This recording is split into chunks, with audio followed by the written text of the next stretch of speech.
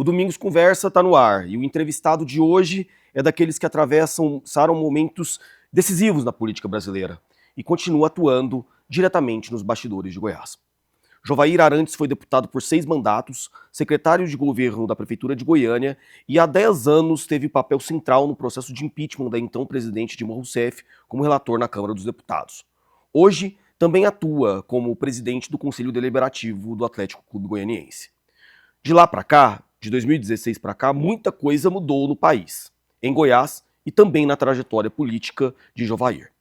Hoje ele acompanha de perto a disputa de 2026, participa da campanha do filho Henrique Arantes à Câmara dos Deputados e caminha politicamente ao lado do ex-governador Marconi Perillo e do PSDB em sua tentativa de retornar ao Palácio das Esmeraldas. É sobre passado, presente e futuro que nós vamos conversar a partir de agora. Seja bem-vindo ao Domingos Conversa.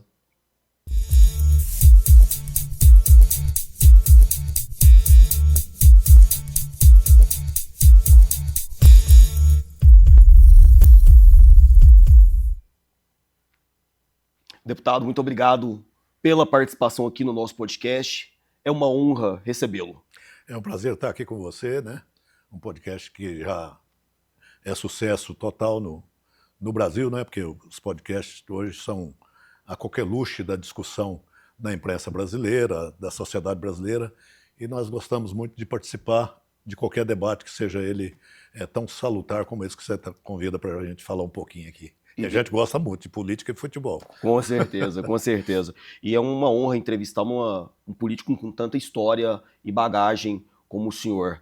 E não é exagero falar que o podcast tem reverberação nacional, porque além de estar realmente nessas plataformas, todo o Brasil pode ouvir, todo mundo pode ouvir. Não raras vezes o podcast chegou a figurar no top 20 nacional na categoria política. Inclusive foi premiado recentemente. Eu agradeço muito a audiência de quem acompanha e quem confia no trabalho que a gente desenvolve, trazendo pessoas relevantes da política e do bastidor político, como o ex-deputado federal Jovair Arantes.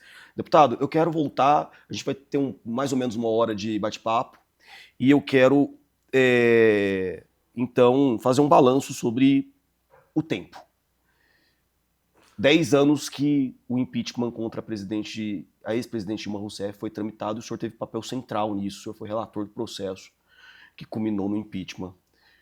Qual que é o balanço que o senhor faz dos últimos 10 anos e mudaria alguma coisa no processo? Olha, o processo de impeachment da presidente Dilma foi um momento muito importante da política brasileira. Eu só entendo que a política brasileira e o Brasil não soube dar sequência nesse processo, porque naquele momento, a política que estava em vigência, muito cansada, né? E com muita acusação da sociedade, a sociedade já não aguentava mais, procurou realmente ir para as ruas, fez aquele movimento nacional, a gente foi pressionado no Brasil inteiro, e eu, como presidente naquela oportunidade, como relator, no caso, dessa comissão parlamentar de inquérito, eu fui convidado e não pude dizer não. Por quê? Porque o Brasil queria, o Brasil ansiava por aquilo. E nós fizemos o trabalho junto com toda a Câmara Federal e o Brasil dando apoio total. E, para nossa surpresa, a Dilma foi cassada, assumiu um novo presidente, que foi o Bolsonaro, e as coisas voltaram logo depois da eleição do Bolsonaro, depois que acabou o processo eletivo do Bolsonaro. O Brasil voltou à estaca zero, voltou os mesmos que estavam e a situação continua tão crítica ou mais crítica do que era anteriormente. Então a gente fica muito triste com o que aconteceu, mas uma coisa eu fico alegre. Eu não faltei quando fui chamado a responder positivamente com relação ao impeachment. O senhor faria o mesmo relatório hoje? Faria o mesmo relatório hoje, sem nenhuma dúvida. Mesmo sabendo que eu paguei o preço por isso, né? Paguei o preço porque eu tinha muitos eleitores de esquerda, né? Eleitores do próprio PT que gostavam da minha atuação, até porque eu fui vice-prefeito de Goiânia na chapa do Darcy Accorsi, junto com o Darcy Accorsi, de saudosa lembrança. Foi um excelente prefeito em Goiânia, mas a política naquele momento era feita diferente. Ela tinha um sabor muito importante de fazer a política, que era a verdadeira política, onde nós ganhamos a eleição aqui, do MDB na época, o Sandro Mabel, inclusive, que foi o candidato contra nós, e nós conseguimos fazer uma eleição muito legal na cidade inteira, onde a cidade comprou a ideia do Darcy e Jovair naquele momento, e nós fizemos aí uma amizade muito grande, e com a esquerda considerada de Goiás, e a esquerda que sabia fazer política também, né? Então, quando eu fiz o processo de impeachment, quando eu assinei o processo, o relatório e apresentamos, e ele foi aprovado e a presidente Dilma foi cassada, eu também fui cassado junto porque perdi muitos votos da esquerda. Eu tinha aí uns 15, 20 mil votos da esquerda em Goiás e esses votos não vieram e eu perdi a eleição por 1.000 e poucos votos. Isso então custou a eleição em 2018? Custou, mas não me arrependi hora nenhuma, com certeza, porque a obrigação do homem público é fazer o que tem que fazer. Não interessa se vai ser para ganhar voto ou se vai ser para perder voto. Melhor que seja para ganhar. Melhor que seja para ganhar. Mas no caso desse caso da eleição daquele ano, eu fui penalizado, mas da mesma forma que eu cheguei em Brasília, saí de cabeça erguida. A justiça chegou posteriormente e absolver a presidente Dilma das denúncias por pedalada fiscal. Como é que, se ela foi considerada culpada em todos os... No meu relatório eu coloco isso lá com muita clareza. Nós estudamos aquilo muito profundamente. As pedaladas fiscais, que foi o mote inicial das queixas. E aí você não podia sair daquilo, né? E o Lewandowski, que foi quem inocentou ela, entendeu? Numa canetada, disse que primeiro ela não precisava nem ficar inelegível. Sim, tanto é que depois se candidatou... Que foi candidata em Minas Gerais, perdeu, mas foi candidata. Foi candidata. E bem votada até. Foi muito bem votada. E aí veio o segundo momento. Não adiantou, porque o Lewandowski, numa canetada, tecnicamente absorveu ela em todos os critérios. Então, se ela absorveu, ficou parecendo que é a Câmara que errou, né? E o papel da Câmara é fazer... a impressão que deu após isso foi essa, que a Câmara havia cometido talvez uma injustiça. O senhor tem essa avaliação? Tem essa avaliação que eles tentaram passar isso, né? Mas a sociedade brasileira saiu às ruas. Quando o povo quer, o país não é do Ministério Público, o país não é do STF, o país não é dos políticos, o país é do povo.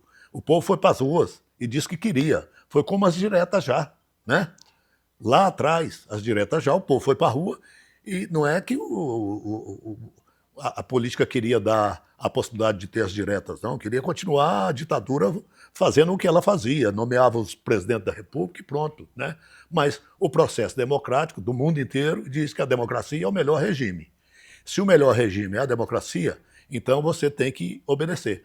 A Câmara é o elo principal de divisão dessa situação, porque é a Câmara que define se pode, se não pode, se é legível, se não é legível. As leis são feitas ali e todas elas. Você, para mexer na Constituição, tem um processo que precisa de 2/3 da Câmara para votar. Então, significa que aquela votação foi muito mais do que isso. Foi 450 e tantos votos a favor da cassação da presidente Dilma. E a representação que estava ali é a representação popular, a representação do povo brasileiro.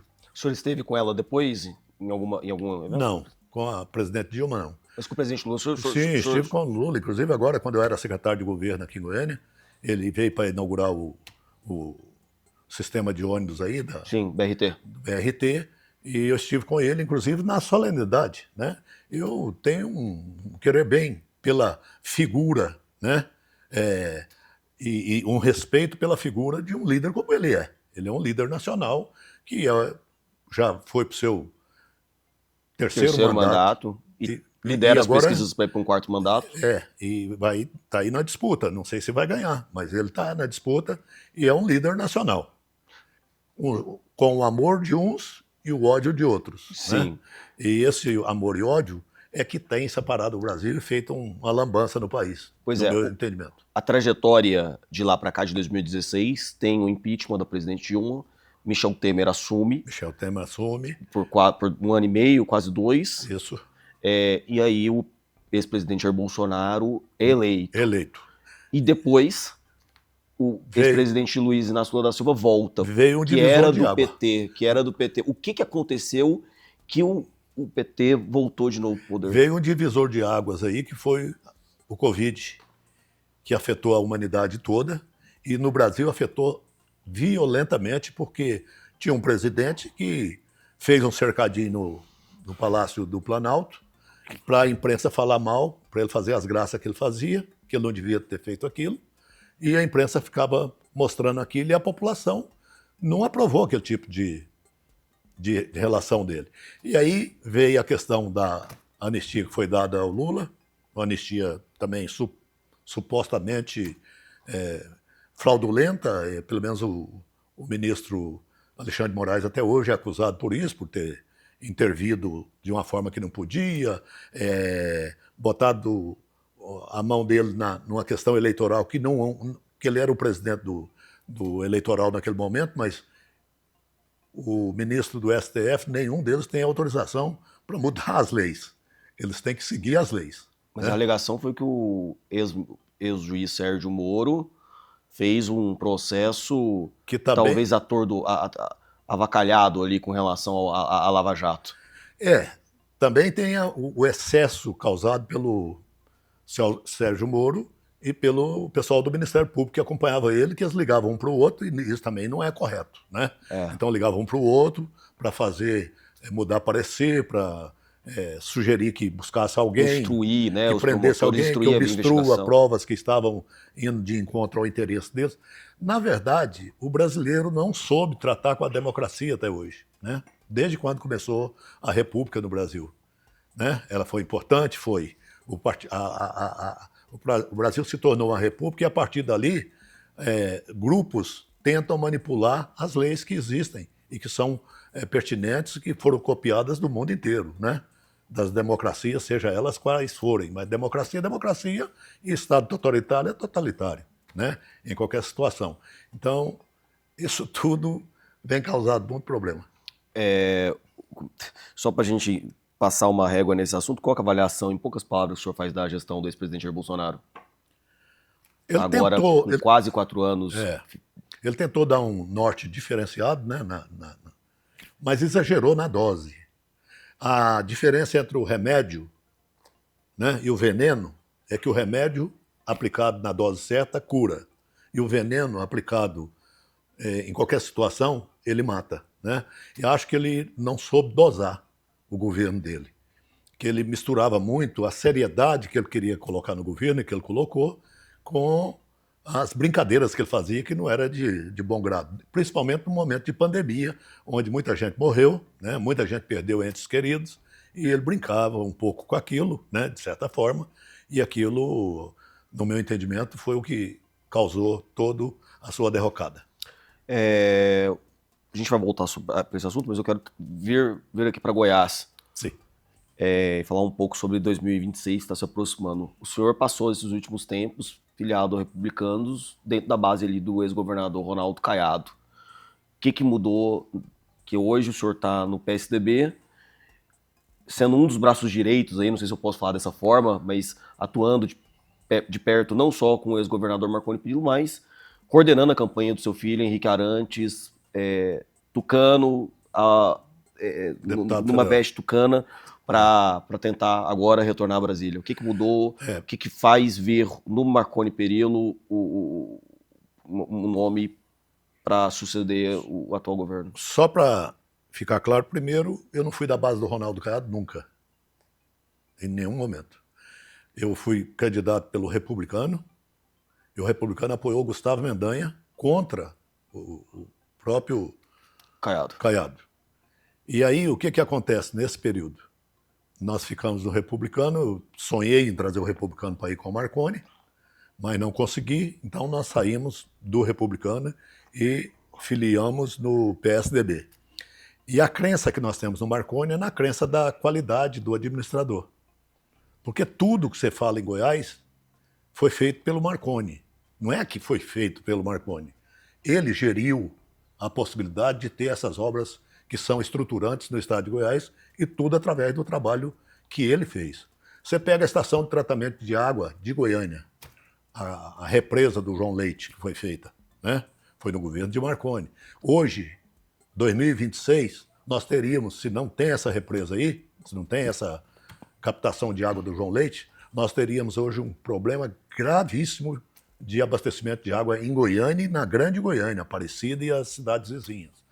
Você pega todos os hospitais que foram feitos em Goiânia e em Goiás, foram feitos por ele, pelo Marconi. O CRER, o GOL da saída de Inhumas ali, e com atendimento especializado de alta qualidade, né?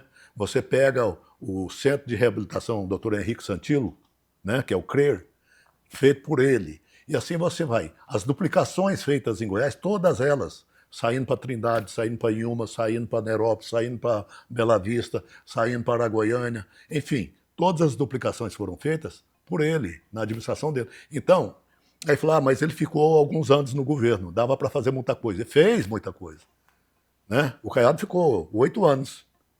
As obras que o Caiado fez, não tem.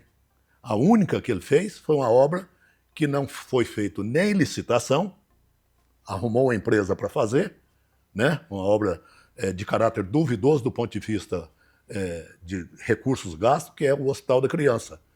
O de câncer. Complexo.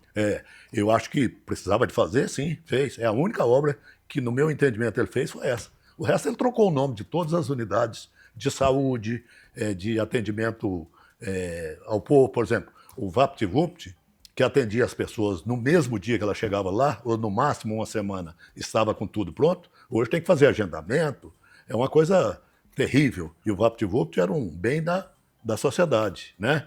Restaurante que foi feito para dar comida para as pessoas que têm necessidade, que estão em trânsito e que não pode pagar caro e é baratinho, trocaram o nome. Então, essa situação de apoio ao Marconi não é só pela amizade que eu tenho com o Marconi, pelo respeito que eu tenho por ele, mas pelo caráter de administrador que ele faz. Então ele vai fazer bem para Goiás, é importante para Goiás. Por isso que a gente está nessa empreitada. O senhor tentou, então, levar até pouco tempo atrás os republicanos para a base do ex-governador Marconi? Falei, inclusive, com o Marcos Pereira, que é o presidente nacional do partido, que, Marcos, então, infelizmente, se não pode, então, ir com a Marconi, eu tenho que sair, vou para o PSDB e o Mas antes disso, o senhor chegou a ter diálogos com o presidente do Solidariedade, Denis Pereira. O Denis Pereira é meu amigo pessoal, e o presidente nacional do partido, que é o Paulinho da Força, que é uma pessoa espetacular, gosto muito dele, entendeu? É um cara verdadeiro, ele só fala, tudo que ele for falar, ele falou, você pode confiar. Ele não é de falsear a verdade, ele não é de ficar brincando, ele fala sério. Então, o Paulinho, muito amigo meu durante todo o período que eu estive na Câmara, ele também foi deputado naquele período, e eu não podia deixar de discutir com ele a possibilidade de ir para o Solidariedade. E eu iria para lá se eles viessem com o Marconi. Mas o Denis Pereira também é meu amigo, mas tem uma ligação muito forte com o MDB, histórica também, da mesma forma que eu tenho com o Marconi, eles têm lá com o pessoal do MDB, falou para mim, infelizmente, nós não temos como ficar junto, ou se você vier eu tenho que sair, se você vier é bom para nós. Falei, não, para lá eu não vou porque vocês vão com o MDB e eu não tenho como ir com o MDB. Até porque o MDB é fim de linha para qualquer partido, para qualquer candidato, para qualquer situação. O MDB é um partido que tem um olhar muito estreito, muito pequeno no estado de Goiás. Tanto é que é um partido ainda pequeno em Goiás, né?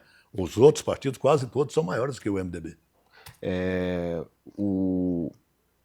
Aí o senhor está falando de grandes partidos que tentou levar lá para a base do ex-governador Marconi Perillo. No final das contas, o governador fez uma aliança com o Democracia Cristã e, no último momento, o PRTB. Ele fez o Democracia Cristã veio. Democracia e Cristã, o Mobiliza, né?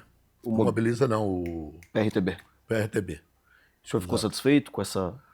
Eu acho que ele, no momento político que estamos vivendo em Goiás, com poder econômico muito forte em cima de todos os prefeitos, todos os vereadores e os prefeitos estão assim muito forçados a apoiar. Na verdade, vai fazer de conta que apoia e não apoia. A gente está sentindo isso, porque nós estamos andando com a Marconi no estado inteiro.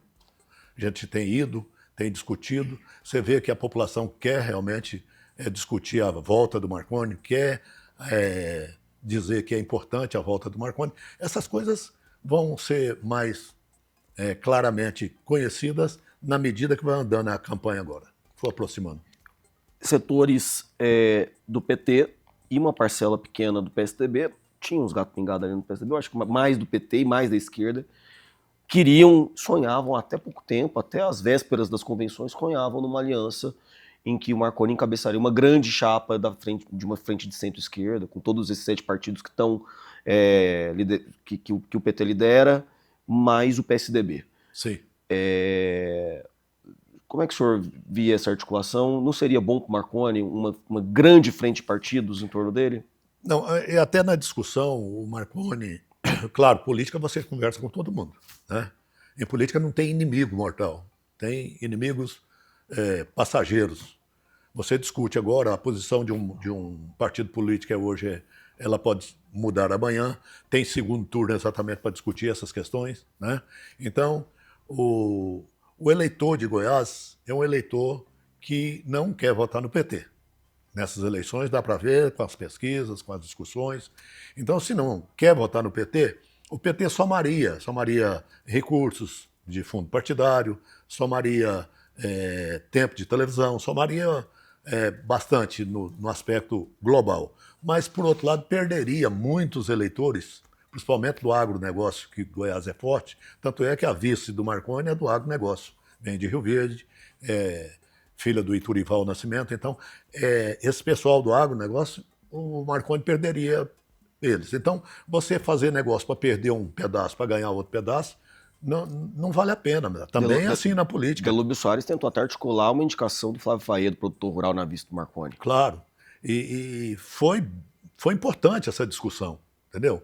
Nós tentamos também, partidos de direita, conversamos num determinado momento com o Wilder sobre a possibilidade de estarmos juntos, se o PL não fosse caminhando com candidatura própria, né? Porque não é em todo o Estado brasileiro que o PL tem candidato a governador. Aqui o Wilder Moraes é candidato, é um excelente candidato, é uma pessoa conhecida. Então nós temos o PL, nós temos o PSDB e o PT, praticamente, das maiores candidaturas em Goiás. O PT não, o PMDB. E aí, eu acho que o segundo turno vai ter que ter. Dificilmente um ganha no primeiro turno. O governo que vangloria de ter 230 prefeitos na mão deles, né? Esses prefeitos acham que está na mão deles, nem eles vão conseguir vencer em primeiro turno. Aí, segundo turno, se conversa com todas as forças, né? É necessário e o segundo turno foi concebido para isso, na reforma da Constituição lá atrás, né? Da reforma política. Exatamente para discutir que o segundo turno é para fazer os acordos necessários e, na democracia, é convencimento e ideias que se convergem. Se o Marconi e o PSDB chegarem no segundo turno, aceitariam o apoio do PT, caso o PT... Aí, agora, desse momento para frente, quando não deu para fazer esse trabalho no primeiro turno, eu acho que nós temos que esperar todas as cartas serem colocadas na mesa, né, para o segundo turno. Então, chegou dia 4 de outubro. À meia-noite, se você já está correndo atrás dessa discussão, se você pode ir para cá, mas a tendência é discutir com quem mais parece com a gente nesse momento. E hoje o PL mais parece com o PSDB? Acho que sim. Hoje um alinhamento mais natural seria com o candidato Wilder Moraes. Ou um alinhamento também do PSDB, não sou eu que vou decidir isso, mas um conjunto de pessoas, com o próprio Wilder Moraes. Não sei se o senhor viu, mas o Marconi falou que havia um suposto acordo, né? Um acordo para o segundo turno, mas o Wilder, na sequência, ele falou, não tem acordo com ninguém, não. Não, porque não é bom que o Marconi fale, que o Wilder fale, vocês são candidatos, né? Quem tem que falar isso é os partidos no momento oportuno. Aí você fala, mas o partido, o PL, é o Gaia, é o Wilder e vários outros lá, é o Coronel Urzeda, que é vereador, os vereadores do interior, os prefeitos do interior. Então esse povo que vai ter que vir na hora dessa discussão, depois da meia-noite do dia 4, para sentar na mesa e discutir quem vai com quem. Mas a chance do PSDB caminhar com PT e PL no segundo turno? PT? No segundo turno. Bom, aí eu tô fazendo um exercício de titularidade que o Marconi chegará no segundo turno. Não, eu tenho certeza que o Marconi chega no segundo turno. E aí o PT e aí o PSDB aceitaria o PT e o Nós PL? vamos buscar as alianças necessárias para retomar Goiás por a linha do desenvolvimento, junto com o Marconi, que é um grande administrador e que vai fazer com que Goiás realmente volte para os eixos do crescimento. Agora o contrário, se o Marconi não chegar no segundo turno, apoiaria tranquilamente o Hilder. Eu, com certeza, na mesa de discussão, eu diria isso. Hoje o PSDB não tomou nenhuma posição com relação à presidência da República. O que o senhor defende com o PSDB? O senhor defende uma Eu acho que aí no segundo turno vai ter que ter isso também, né? Mas e agora? Agora nós não estamos. Eu, por exemplo, tenho o meu candidato, que eu vou votar nele, né? Mas não O senhor dá faz para campanha discutir. aberta para algum candidato a presidente? Eu estou pensando num candidato que parece muito com Goiás, que é o Zema. Parece muito com Goiás. Então, meu candidato pessoal de votar é o Zema. Vou votar no Zema. Agora tem essa discussão no meu time, eu deixo ela livre. Porque não é hora de nós discutirmos isso. O senhor fala no Zema. Dias atrás eu vi alguns setores defendendo até diálogo com Renan Santos. E mais anterior ainda, por conta do Hilder, um diálogo com Flávio Bolsonaro. Eu acho que a linha de Goiás, a linha mais forte de Goiás hoje, ela está com Zema, está com Flávio, não nessa ordem, mas está com Flávio, e depois vem Renan, depois vem esses outros candidatos que dá para discutir, né? Dá para discutir com o Renan? Dá para discutir com qualquer um deles, né? Eu acho que o Renan E o Lula? O Marconi já chegou a falar com o Renan, chegou a falar com bastante candidatos. A política às vezes as pessoas ficam muito cegas com relação ao sectarismo, entendeu? De achar que não pode conversar com Lula, não pode conversar com Pedro, não pode conversar com Zema, não pode. A política você tem que conversar sempre, né? Na hora certa. Porque agora, durante o processo eleitoral, nós não temos uma posição fechada no PSDB de apoiar um presidente da República. Então, nós podemos largar livre. Né? Estamos deixando as coisas correr. Cada um vai ter o seu candidato, acabei de falar que eu vou votar num, né? E segundo turno, não tem problema de votar no Flávio. Só pra gente. O senhor assistiu o debate ontem? Assisti. O que o senhor achou? Horrível. Horrível? Horrível. Porque ficou muito miúdo. E a própria.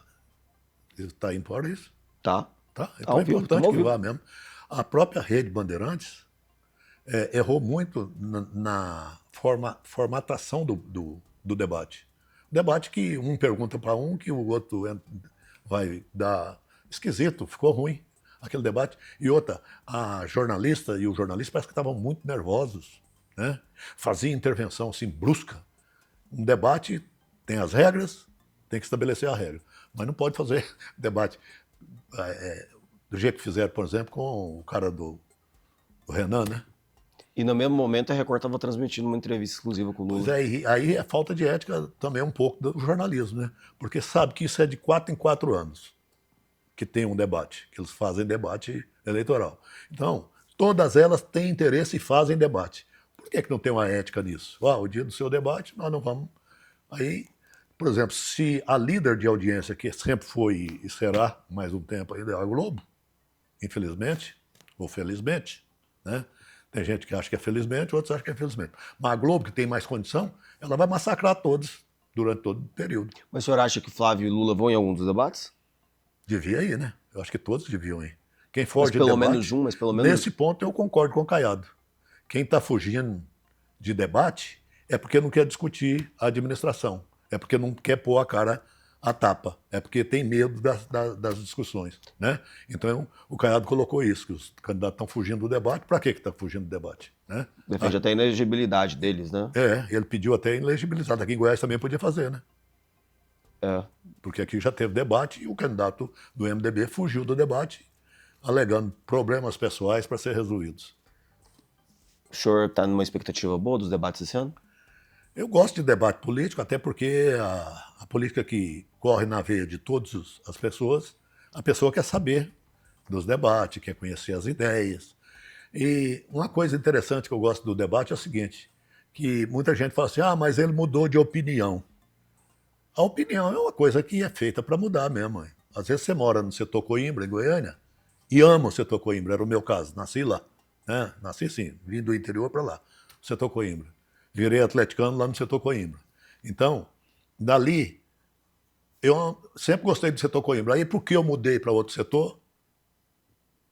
Eu mudei de ideia, quer dizer, eu caí na crença dos outros. Eu estou dizendo assim, é questão só de opinião, né? Claro, claro, claro. Eu acho que cada um pode ter sua opinião também, pode mudar a opinião, pode avançar, pode regredir. E a sociedade, ela não é estática, ela está sempre em crescimento. Então, esse crescimento faz com que as pessoas mudem de opinião. Há pouco tempo atrás, eu não andava com um telefone desse na mão, porque eu ainda rejeitava um pouco essa proximidade demais com as coisas que você não queria, né? Aí agora já tá andando Agora mais. hoje você acorda e já liga esse famoso informante pessoal que você tem, que ele te conta todas as fofocas, as modernidades e O senhor tudo que tem vai alguma acontecendo. inteligência artificial, ChatGPT? Tem alguma... Tem um chat do GPT, Aí você fica conversando com o ChatGPT de vez em de quando? vez em quando. Pede opinião, avaliação, conversa, assim, troca... Ué, hoje está tão legal que um cidadão ofereceu para fazer uma música aí de campanha, um jingle. Aí, mas eu cobro baratinho, não sei o que, tá. Aí eu falei com o Henrique, que é candidato a deputado federal, ele é mais moderno que eu, né? Sim. Falei, Henrique, tem um cidadão amigo meu aí que está querendo fazer o jingle da sua campanha.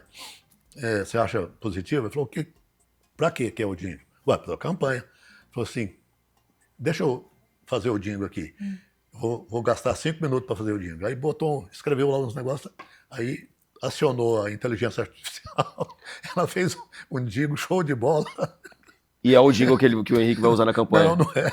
Eu só dei uma demonstração. Falei, não adianta hoje, esse negócio tá muito... Tem que... Tem que modernizar, porém, tomar os cuidados necessários da modernidade. O senhor disse que esteve frente à Secretaria de Governo da Prefeitura de Goiânia durante ali a segunda metade da gestão Rogério Cruz. Uhum. Uma gestão muito, não vou dizer tumultuada, mas muito turbulenta. Sim. Eu sou suspeito para falar, porque eu tive com o Rogério 2 anos, gozei da confiança dele para ser o secretário de governo, e entendo que ele fez muita coisa em Goiânia, né? Fez muita coisa em Goiânia. Só que ele, pelo jeito que ele assumiu a prefeitura, com a morte do Maguito Vilela, ele era o vice, virou o prefeito, e a partir daquilo ali foi muito tumultuado, você falou o termo correto. Muito tumulto e muita gente que mandava, né? O PMDB quis mandar no governo dele, ele começou com o povo do PMDB, aí eles queriam palavras do próprio Rogério, que quiseram tutelar ele o tempo todo, ele chacoalhou a roseira, trocou o pessoal, e aí, a partir daí, ele teve problema na Câmara, teve problema... Foi no quinto mês de gestão, né? Foi em... Quinto, sexto mês. Então, isso... Quarto pro quinto mês, eu acho. Aí você perde 6 meses de trabalho, porque uma prefeitura que vai administrar 4 anos, você é o prefeito, você chega com os projetos já na cabeça, chama a equipe, passa para a equipe, eles vão formatar aquilo, vão botar dentro da legalidade, dentro das regras do município, dentro da lei orgânica do município, para depois executar. Se você perder 6 meses no governo, é difícil. Eu cheguei lá já nos 2 últimos anos e trabalhei o que eu pude com ele e vi que ele realizou muita coisa. O próprio BRT de Goiânia hoje está do jeito que está porque ele pegou aquilo de peito aberto. Ele que fez com que aquelas coisas acontecessem. Hoje está aí o BRT funcionando e ampliando cada dia mais. A Igreja Universal interferia muito no governo? Eu não posso entrar muito nesse detalhe porque eu não sou da mesma religião. Seria antiético eu falar de uma coisa que eu internamente não conheço. Mas não vamos dar nomes, mas grupos externos. Grupos externos interferiram e tentaram e atrapalharam bastante. Muitos. Mas o Rogério é um cara do coração muito grande e que não sabia dizer muito não às pessoas. E o administrador tem que falar não. O administrador tem que bater na mesa. Um dos erros dele... hoje é fácil falar, porque passou já Exatamente. Tem quase 2 anos também que tudo se passou, mas ele não ter falado não foi uma coisa ruim para a gestão? Foi. E ele concedeu muita liberdade à Câmara Municipal, vamos dizer assim, não toda, mas a Câmara, de certa forma, tentou emparelhar ele o tempo todo, né? E alguns vereadores com pouca o- com nenhuma ética, né? Vamos dizer assim. Foi o senhor que falou lá dos prefeitinhos? É. Que a Câmara tinha uns Porque prefeitinhos? tinha uns prefeitinhos, né, na prefeitura, e esses prefeitinhos tinham que ser desarmados. Ao desarmar esses prefeitinhos, você atingia a Câmara, alguns da Câmara. E a Câmara, por mais ética que seja, e o Romário foi ético, o Romário foi muito, muito bom. Eu vi o Romário como um excelente presidente, ele está até hoje de presidente, mas no período do Rogério ele foi presidente da Câmara e ele ainda ajudou, salvou. Travou muitos embates com o Muitos Rogério, embates. pessoais até. Sim, mas ele, na maioria das vezes, ele travava esse embate até para o bem do Rogério. Foi muito bem. Eu acho que o Rogério é uma pessoa que devia passar pela prefeitura de Goiânia mesmo, porque ele deu um tom e ele deu uma clareza do ponto de vista de humanidade. Ele é muito humano. O que você faria diferente? Do Rogério? Vamos falar de você? De mim. À frente da sua Até pasta. porque o Rogério não está em discussão agora. E Rogério assim, um grande abraço. O Rogério sempre foi um prefeito que, mesmo depois que saiu acessível a do todos. posto, sempre me atendeu muito bem, sempre foi muito respeitoso e cordial comigo. Então É bom que nós sejamos com ele também. O que eu posso falar do Rogério é que ele é um cara do bem. Né? Mas e o senhor? Também sou do bem. Não. Faria alguma coisa diferente frente à pasta que o senhor comandou? Não. Porque o senhor tinha essa relação, só para explicar para a nossa audiência, a maioria já conhece o senhor, mas o senhor lidava justamente com essa missão mais turbulenta que nós comentamos, que é a Câmara Municipal. Que era a relação do paço com a Câmara. Eu saí de lá com 2 ou 3 inimigos. Pelo trabalho que faz um secretário de governo, saí até com poucos, né? Porque era para ter saído com mais. Mas eu tratei todo mundo com muita cordialidade, dizia não da forma mais sincera do mundo e as pessoas entendem quando você fala de forma sincera. Então, você já disse não e o Rogério disse sim, aí você ficou... Já aconteceu da gente ter que fazer ter uma troca de ideias para não repetir, né? Porque fica chato. Eu desautorizar o prefeito, eu era secretário dele, e nem ele desautorizar um secretário. Essa coisa tem que se resolver internamente. Teve alguns vereadores que abusaram da boa vontade do prefeito, e aí a gente tinha que colocar as coisas. Então, nessa direção, acho que não tem problema nenhum. Hoje, o prefeito Sandro Mabel vive algumas turbulências com a Câmara. Mudou alguma coisa? Como é que o senhor avalia essa gestão da relação? Sei que é muito difícil se avaliar o projeto de outra. Ou tem outra, a Sabina Garcia está no seu cargo. Eu não estou dentro da prefeitura, eu estou como cidadão. Né? Mas como é que o senhor avalia hoje? Eu estou vendo que Goiânia é uma cidade fácil de administrar. Goiânia não é uma cidade difícil. Goiânia é uma cidade que foi planejada na sua concepção, ela cresce com muita qualidade, tem crescido com qualidade, tem uns problemas históricos que precisam ser resolvidos. O Mabel vai ter que atacar isso para ele virar o melhor, quem sabe o melhor prefeito da história, se ele fizer isso, né? Ele tem mais 2 anos para fazer isso. Atacar problemas que não tem solução em Goiânia. Por exemplo, a questão do lixo. A questão da distribuição e do lixo pelos moradores. O morador de Goiânia acostumou que busca o lixo na porta da casa dele o tempo todo. Né? Cidades de outros países, ou até no Brasil, você anda nas ruas, você não vê matagal crescer, você não vê ruas cheias de buraco. Eu estou vendo o Mabel fazer muita coisa em Goiânia agora. Está fazendo muito recapeamento, melhorando a rua, melhorando sinalização. Isso que dá a qualidade na cidade. O cara tem que gostar de onde ele está, sentir que ele está num lugar gostoso. Ninguém gosta de ficar no lixo. Ninguém gosta de ficar em rua buracada. Ninguém gosta de ficar em ruas que para passar você demora 20, 30 minutos. Eu estou vendo que ele está tentando melhorar essa questão. Porque mesmo feita com planejamento, Goiânia tem um problema seríssimo, que é o trânsito. Né? Sim. Seríssimo. Essas porque intervenções da direita livre que ele tem teríamos feito, que ter hoje por volta de 600 mil habitantes, nós temos 1,5 milhão de habitantes em Goiânia. Então, aconteceram coisas na cidade que precisam ser melhoradas. E aí ele tem que lutar para melhorar isso. O senhor disse uma palavra muito forte aqui agora há pouco, que ele, se fizer alguns ajustes, tem tudo para se tornar o melhor prefeito da história. Pode se fizer esses ajustes, né? Melhorar a questão dos hospitais municipais, já melhorou um pouco, né? Melhorar muito, precisa. A questão do atendimento às pessoas, as mães que precisam de trabalhar, não tem onde deixar suas crianças, né?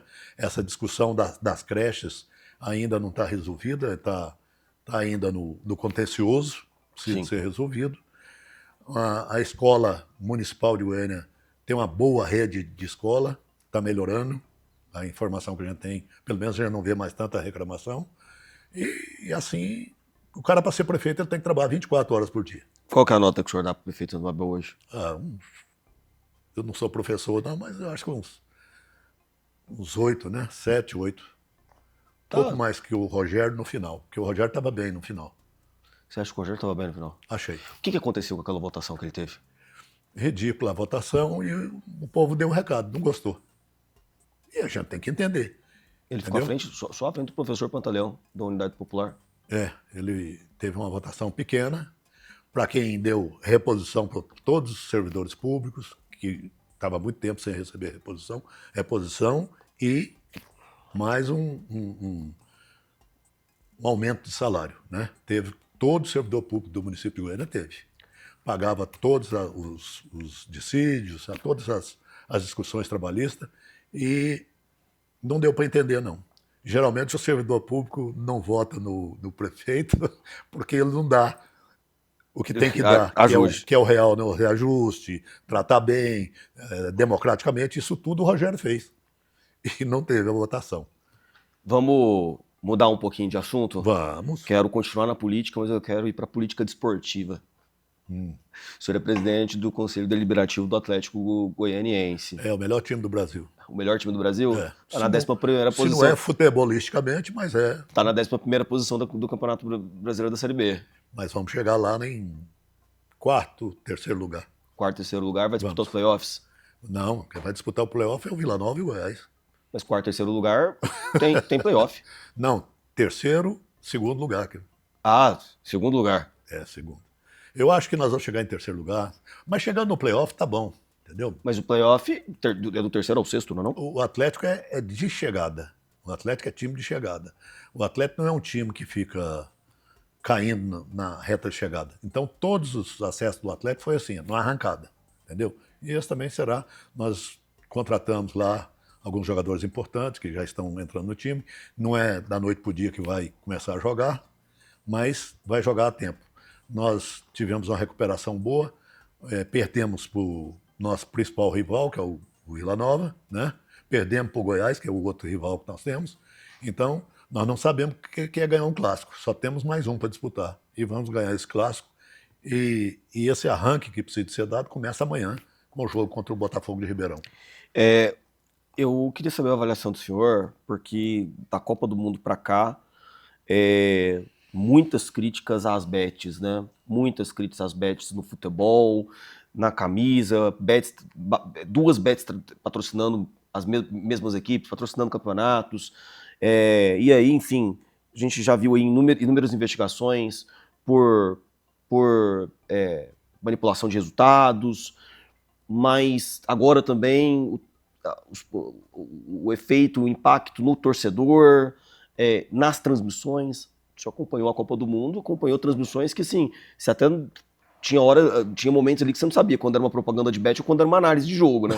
É verdade. Porque era tudo misturado ali, a odd tá tal, eu nem sabia dessas expressões, eu aprendi agora, há pouco tempo. Como é que você acha, como dirigente desportivo, qual que é o impacto da bet no futebol? O que o senhor acha que vai ser disso? Tem que ter uma regulamentação mais rígida? Já há uma regulamentação? O que o senhor defende? E por tabela já, o que o seu filho também vai... Se eu perguntasse o seu filho, o senhor deve saber qual é a resposta que ele... Domingos, uma coisa que não precisa muita lei no Brasil. Lei tem demais, todas elas têm o caminho que leva à legalidade. O problema é que a fiscalização no Brasil é muito frouxa de todos os órgãos públicos, né? E no caso das bets no Brasil, primeiro, a jogatina já existia há muito tempo e o dinheiro não ficava aqui, o imposto, né? Sim. Aí chegou de uma hora para outra, fez essa regulamentação, o imposto está caindo, tá? E aí o governo cruza os braços e deixa a terra de ninguém, né? O que acontece com isso? As bets esvaziam o bolso da economia popular, esses tigrinhos da vida, isso é uma indecência, né? Esvazia o bolso da economia popular E o resultado para os times de futebol começou bom, mas hoje já não é mais, entendeu? Nós precisamos de ter uma fiscalização diferenciada disso, né? E não tem. Precisa, inclusive, uma das propostas que o Henrique tem é essa, de chegar lá em Brasília e lutar para fazer com que essa regulamentação seja feita efetivamente e que esse recurso volte ao esporte mesmo, entendeu? Seja voltado ao esporte. No Atlético nós temos uma Bet que patrocina, né? Mas ela é uma Bet que você vê que tem seriedade no trabalho deles. Aí algumas bets que são loucas no Brasil, né? Que faz premiação excessiva, que não é verdade, é uma enganação excessiva, e vai indo por aí afora. Enganação ou lavagem de dinheiro? Também, né? Então não dá para ser assim.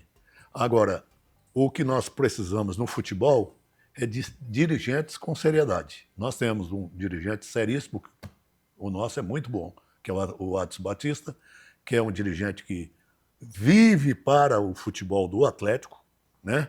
Ele é responsável, com certeza, ele, Valdivino de Oliveira e mais outros baluartes que tem no Atlético, o Sebastião da Empilhadeira, e algumas pessoas, que desde que o Atlético voltou ao cenário, nós temos feito um trabalho sério, né? Então o Atlético tem regra, o Atlético tem norma. Quem manda no futebol é o Adson. Nós podemos até dar palpite, mas não significa que o nosso palpite é para ser obedecido, é apenas para esclarecer, O para ajudar. O presidente de um conselho deliberativo faz? Não, é para tomar conta da questão interna da administração, exatamente aí, de prestação de contas, de organização. Para deixar o presidente... Para deixar o presidente à vontade para trabalhar. Cuidar Pode só do isso, futebol. pode isso, não pode aquilo. Então, o Atlético é tratado assim. Uma das razões do Goiás, me desculpa, eu não estou aqui botando uma colher. Claro.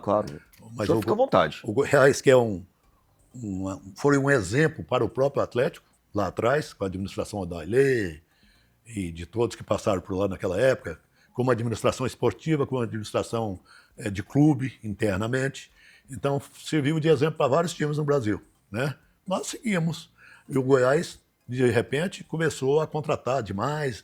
Falta de um freio, entendeu? Contratou jogadores que pagam 450, 600 mil. Mas o Goiás já fazia mil. isso já. Já fazia, mas tinha o dinheiro para pagar. Quando não tem, você não pode contratar. Vou contratar porque vai ganhar. Não vai ganhar. No futebol, nem sempre ganha o bom, nem sempre ganha o melhor.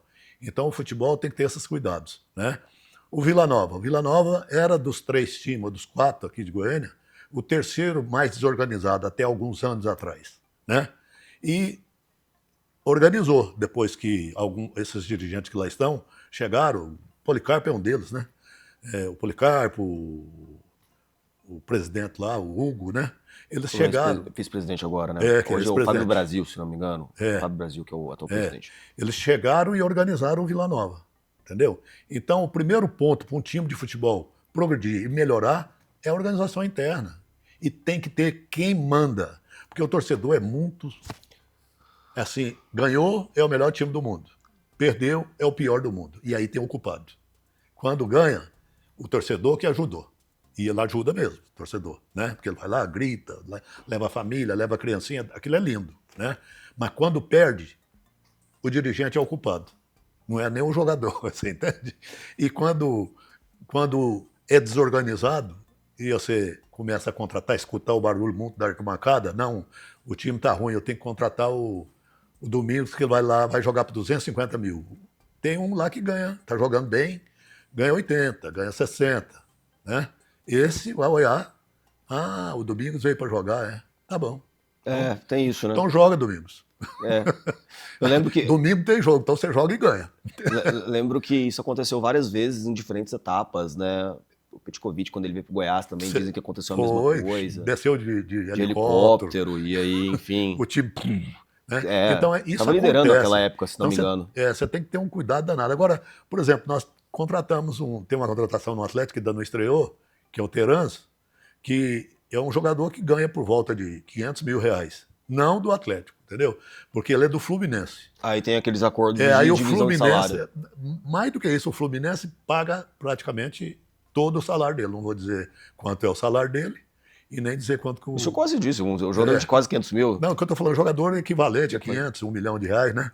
Porque Esteranz é um jogador de ponta. Sim. Ele não está jogando porque chegou com uma lesãozinha, está cuidando, mas vai ser importante para o Atlético aqui. Mas isso é conversado com os jogadores do Atlético. Ó, esses jogadores que aí estão, tem todos um salário mais ou menos. E todos sabem que um pode ganhar 20, o outro pode ganhar 40, mas não pode exagerar, né? E essa fama que os clubes goianos têm, inclusive, de recuperar jogador, trazer esses jogadores lesionados, ou aí eles ficam aqui 3, 6 meses, fazem temporadas espetaculares e aí saem do time na sequência. É um sintoma dessa... É um sintoma de qualidade interna do clube, né? O Atlético tem um trabalho de fisioterapia acima da média, tem um quadro de profissionais de todas as áreas muito bom. E o Atlético, não sei se você conhece o CT do Atlético, conhece? Eu fui criado ali do lado, mas nunca entrei. Pois é, então entra lá um dia para você conhecer. Mas elogiam bastante. É. Né? Eu sou um torcedor do Goiás Esporte Clube, então até eu tinha até pouco tempo uma certa resistência. Mas agora eu sou um profissional, então a gente pode justificar que estava fazendo uma cobertura. Eu, como torcedor fanático do Atlético, eu elogio o Vila, elogio o Goiás, porque o futebol é para prática, é para melhorar o nível da sociedade, para fazer tirar a pitimba que você está dentro de casa para ir lá ver. Porque é gostoso o futebol. O futebol não é à toa que ele é o esporte mais visto do mundo, né? E não é no Brasil. O Brasil é um dos percursores, mas essa percussão, ela deu uma ressonância. Eu estava vendo aquele... outro dia eu estava vendo, não sei se foi numa dessas televisão fechada aí, o negócio do Zico, a ida do Zico, né? A vida do Zico. Sim. Né? O Zico chegou no Japão já com a idade avançada e transformou o Japão, o futebol no Japão, que era a 7ª, 8ª preferência do japonês. Na primeira, né? Em segunda, porque ele só perde pro sumô. Sim.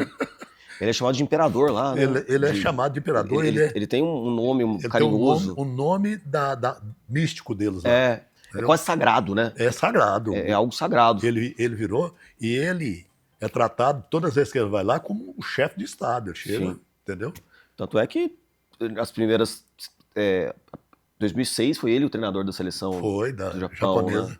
Né? Enfim, o que acontece, só para a gente encerrar esse assunto, e já estamos caminhando para a reta final do nosso programa, o que acontece que o futebol goiano, há tempos atrás, Goiás e Atlético viviam uma gangorra entre Série A e Série B. Quando um não estava, o outro estava. Quando os dois não estavam no mesmo ano disputando a Série A. Foi assim por quase 10 anos, por mais de 10 anos, eu acho. Foi. Mas hoje nenhum dos dois está e os clubes do goianos não conseguem subir mais. O último goiano que teve na Série A foi o Atlético, né? E já tem mais de 4 anos. E o ano que nós descemos foi o melhor ano do ponto de vista esportivo do Atlético. Não porque desceu, mas porque ele disputou a Sul-Americana, foi para a semifinal. Foi para a semifinal, quase. Disputou a Copa do Brasil, foi para a semifinal, né? Ele ganhou do Nacional de Montevidéu aqui e lá, ganhou do São Paulo aqui e perdeu nos pênaltis lá em São Paulo. E perdeu para o Corinthians na Copa do Brasil, né? Sim. Nos pênaltis também lá. Nos pênaltis não. Bateu na trave. Bateu na trave. O Atlético fez assim, uma campanha muito boa. O LDU que está aí, que é, vamos dizer assim, o segundo melhor time lá do Equador, né? Equador? Do Colômbia? Equador, isso. A Liga de Quito. A Liga de Quito. Até eu fui lá assistir o jogo. O Atlético ganhou deles todos os jogos que nós fizemos. Né? Então, o Nacional de Montevidéu, que é o time massa, idem. Agora, essa gangorra que acontecia aí deve voltar a acontecer. Porque time do Centro-Oeste brasileiro, do Nordeste brasileiro, vai ficar 1, 2 anos lá, mas não dá conta de permanecer. Eu não lembro se foi o Petaglia, foi um dirigente lá do Paraná que ele fala que deu uma entrevista super polêmica que reverberou aqui, não sei se o senhor vai lembrar. Não sei se o senhor vai lembrar dessa entrevista. Ele fala que capitais como Curitiba, como Goiânia, não tinham condição de ter mais de um clube ganhando título simultaneamente. Então, quando um time está muito bom, o outro está lá embaixo. Isso eu lembro que foi uma coisa muito negativa. Mas acaba que se mostrou outra verdade. É verdade. Acaba que se mostrou uma verdade, porque lá no Paraná, por exemplo, quando o Atlético Paranaense está lá em cima, o Curitiba está lá embaixo. Quando o Curitiba está lá em cima, o Atlético Paranaense está lá embaixo. E o Curitiba ficou 7 anos fora. 7 anos fora. da Série A. Voltou agora esse ano passado, né? Esse ano é o segundo deles. O Fortaleza, Mesma coisa, o né? Ceará. É, Né? O Ceará está disputando para não cair a B esse ano. sim. E o Fortaleza está disputando para talvez subir. Então, essas competições e esses estados chamados periféricos no futebol, e não adianta, Belo Horizonte também caiu para a Série C, caiu para a Série B, o América de Belo Horizonte está caindo para a Série C. Então, De forma Rio de humilhante, né? Janeiro, De forma humilhante, né? Rio de Janeiro e São Paulo é difícil competir, porque Mas o Minas, PIB, em comparação consegue Cruzeiro e Atlético Mineiro dois- o tempo todo. se equilibra, mas o Cruzeiro ficou 2 anos na Série C. 3. 3 anos na Série 3 C. anos. Quase cai pra C. Exatamente, quase cai para C. Então o Cruzeiro também caiu. Agora São Paulo também vai cair time grande esse O Atlético Mineiro também caiu umas 2 vezes na década de Caiu. 2000, né? Até jogou com o Atlético.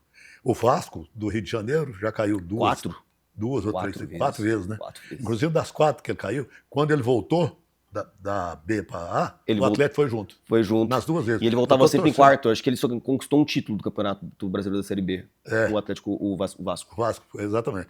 Eu estou torcendo, inclusive, para o Vasco descer esse ano, para o ano que vem a gente subir junto com ele. Vamos para um bate-bola, jogo rápido, e agora a gente vai ter que encerrar, porque o Vamos nosso lá. tempo está esgotando mesmo. Só para encerrar essa entrevista, quero uma palavra só para cada pergunta que eu vou fazer. Foi não. Uma definição para Dilma Rousseff. Errou na dose. Impeachment ou golpe? Impeachment. Eduardo Cunha. Um gênio. Michel Temer. Outro gênio. Lula. É gênio também. Porque tem gênio do bem, gênio do mal. Ele é um gênio do mal? Ele é um gênio intermediário. É um cara que o senhor respeita? Muito É. respeito, porque ninguém que faz restante mandato não merece respeito. Bolsonaro, o Jair. O Jair jogava bola comigo lá. É um cara, daquele jeitinho que ele é presidente, ele é a pessoa o tempo todo. E o Flávio? Quem? Flávio, filho dele. O Flávio não tive convivência com ele. Mais uma definição para ele, pelo que o senhor vê na mídia, na imprensa. Está errando na dose também. Na dose política, né? Caiado, uma palavra. Não respeito. Vilela, Daniel. Também não. Não respeito. Rogério Cruz. Respeito. Policarpo. Respeito. Henrique Arantes, uma palavra para o seu filho. É um futuro, né? Ele tem boa cabeça e com certeza vai ser um grande deputado. Republicanos. Republicano, fraco. Fraco? Fraco. Foi o seu partido. Foi. Não pensa política, pensa em negócio. Igreja Universal. Idem. PSDB. PSDB é um partido que tem lugar na sociedade brasileira. Social-democracia. Um arrependimento.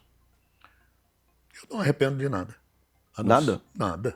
Nada, não arrependo Uma de coisinha, nada. o senhor é tão perfeito assim? Eu só arrependo de ter parado de tocar música, só isso. É? É. Ah, eu também. Meu pai é músico, eu tenho essa Pois frustração. é, eu fui músico, parei. Ainda pretende disputar uma eleição? Não. Não? Eu? É. Não, mano. Aceitaria um cargo de secretário na gestão Mabel? Não, da política você não afasta nunca. Né? Da política você não afasta nunca. Mas do Mabel não, porque o Mabel, eu fui adversário dele, eu sou ético. Gosto de ser ético. E entendo que, para mim, ser secretário do Mabel, eu estaria contrariando a minha posição anterior, que foi de secretário do Rogério. Quem vai ser o próximo governador de Goiás? Marconi Perillo. Quem vai ser o próximo presidente da República? Vai ser difícil, mas está entre Lula e Flávio. Jovair Arantes daqui 4 anos, como é que o senhor se vê? Se Deus quiser, vivo. Capitaneando Atlético? Capitaneando junto com o Atlético. O Atlético é a minha vida, né? A minha vida política e esportiva. A esportiva eu não abandono. E a política também não. 2026 em uma palavra. Um ano de volta ao poder, de Marconi Perillo.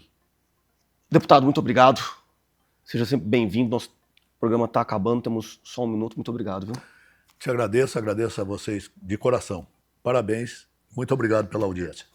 Esse foi mais um Domingos Conversa. Acabo de entrevistar o ex-deputado federal Jovair Arantes, ex-secretário-geral de governo da Prefeitura de Goiânia, presidente do Conselho Deliberativo do Atlético Goianiense. A gente fica por aqui. Uma entrevista exclusiva todos os dias nas minhas redes sociais, aqui na TV Capital e também nas minhas plataformas. Digite Domingos Conversa na sua plataforma de streaming favorita para ver essa e as outras entrevistas. A gente se vê na próxima.